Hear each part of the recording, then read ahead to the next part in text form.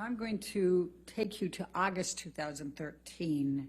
What, if any, discussions did you start having with Mr. Depp about moving in with him?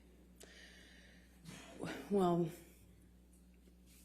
after this, I was getting close to his kids, and he had a stint of sobriety shortly after that, and it felt really good again. And shortly after that, he started suggesting that I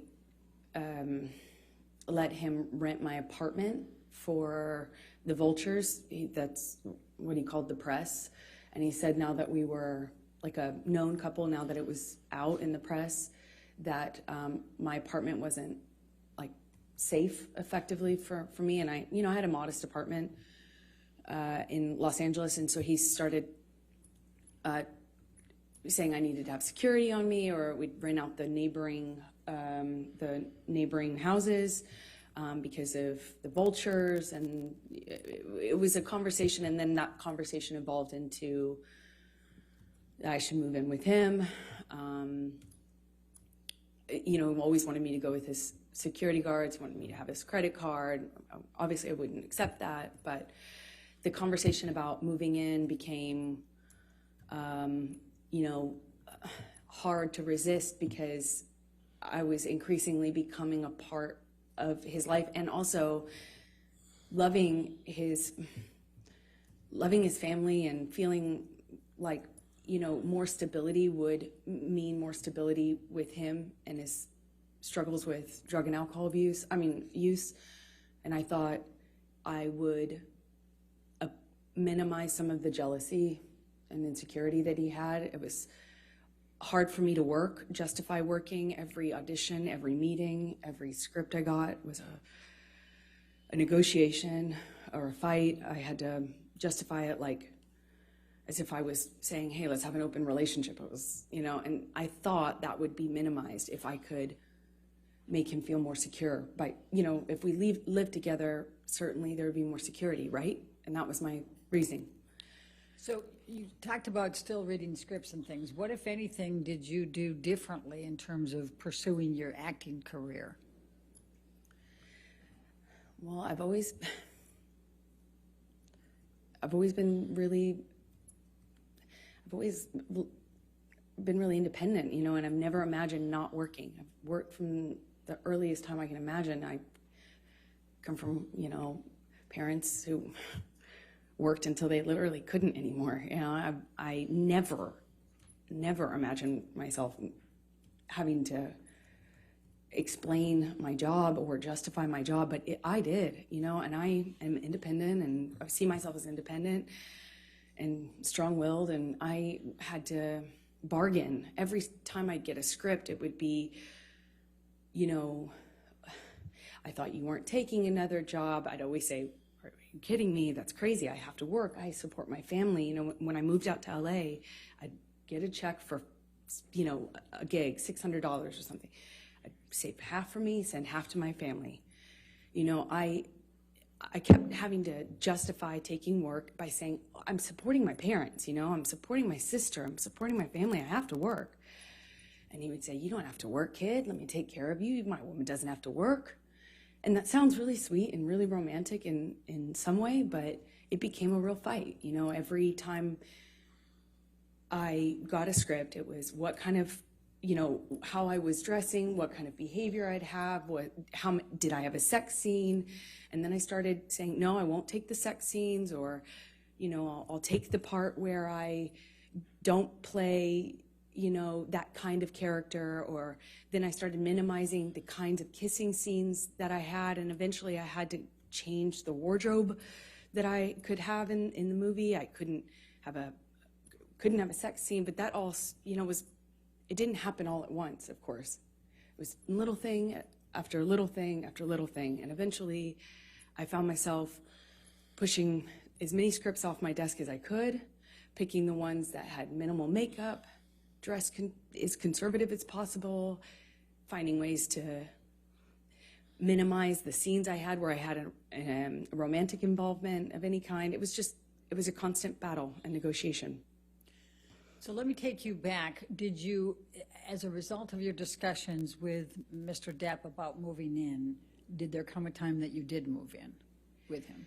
Objection leading. Overruled. Thank you. Yes. Please, and let me ask you this.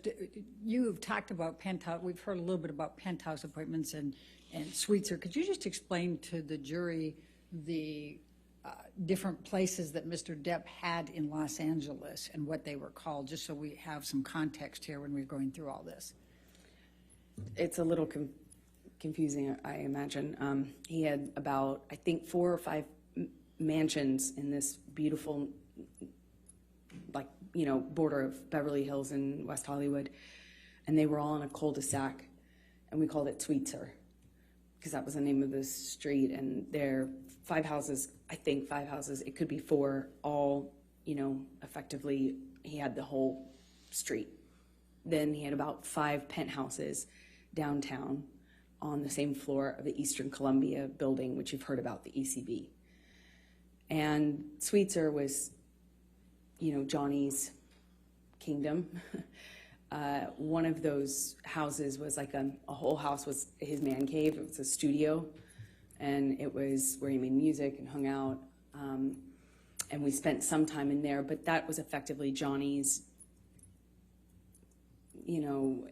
place. And then there was the downtown places, and they were effectively empty, save for some furniture and one of Johnny's friends, Isaac, who you met, and he lived there some point before Johnny and I eventually decided to move in together. Let me just stop you there. I just want to make sure we're clear. Are we talking about the penthouses, or are we talking about suites here?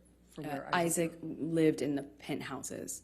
Okay. The rest of them were pretty much empty. And my best friend, who I was very, very, very, very close to, went through a breakup, and he very kindly insisted on moving her into this penthouse. And of course, she said no for the first few times, but he insisted and said they were empty, and he would love to have her move down there. And he very kindly moved my best friend downtown. Problem is, Rocky? Yeah, okay. Rocky Pennington. But the problem is it's like 30, 45 minutes from West Hollywood, where my place was, which we call Orange at the time.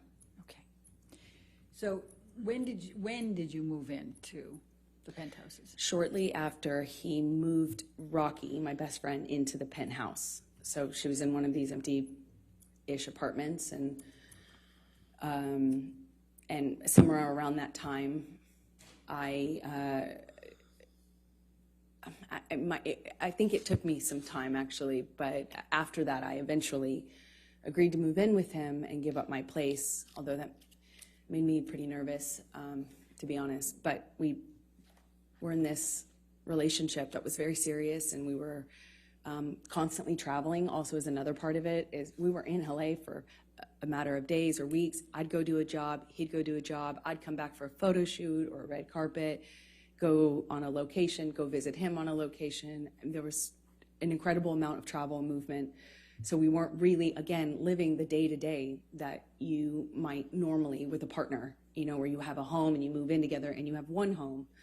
We didn't have that. It was okay, very different. I'm going to take you to September of 2013. What were you filming at that time? London Fields? Yes, that's right. Okay. I was filming London Fields. I just started. All right. And did there come a time that you became engaged to Mr. Depp? Well, yeah, it was difficult because in that role was a very difficult role. I mean, every time, every scene that involved sexuality or romance was like, I'd look at that on the page and it felt like I'd feel my gut tighten because I knew it was going to be an issue.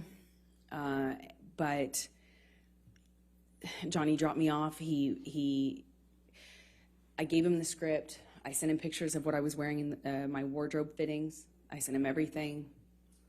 I shared my script with his team, and the fighting eventually kind of minimized. It was clear I was going to do this job, and I told myself I had to do this job. And Johnny had to go to London, I think, for some pre-production stuff for a movie he was going to do a smaller part in, I think. It was called, I think this was Into the Woods, is my best guess. So he dropped me off in London, and when he dropped me off in London, we had a few days at this hotel that we first, consummated our relationship in. It was when we were on the London press tour, and our relationship developed. That was the same hotel, and we were in this same room, which is Johnny liked to be in the same room.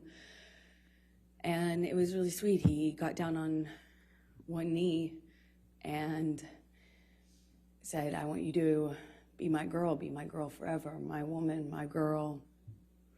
I want you to be the rest of my life. Say yes to me."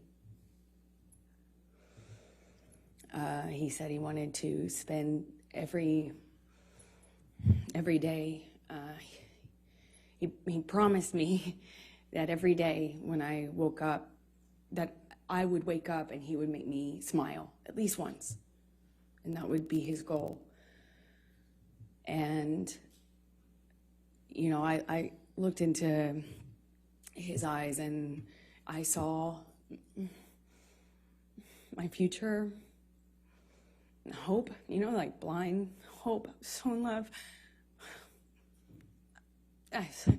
It was one of the most, I can't describe that kind of joy. I thought, if we were married, then this is real. This is real. This isn't a thing of, this isn't chaotic, and this will change. I had so much hope in that moment. And I just said to him over and over again, "Are you serious? Are you real? Are you serious? Are you sure?" Because he didn't have a ring, so I thought, is this an impulse thing? My experience, Johnny could be very impulsive, and he said over and over again, be my woman forever. I want you to be my wife, my wife, my wife. I, of course, cried, and we had a wonderful evening, and he left shortly after, and I was, the next day I had to go to work, and I couldn't tell anyone, and I wasn't sure. Part of me was worried that he didn't mean it, or that he wasn't sure. I just didn't want it to be an impulse thing, so I didn't want to mention it. I want to bring it up. I didn't want to. And I kind of felt, I walked around for a few days like I had butterflies under my skin. And then he brought my dad out to London with my best friends, and my dad told me, Johnny has asked me permission for your hand in marriage. And I felt like the luckiest woman in the world.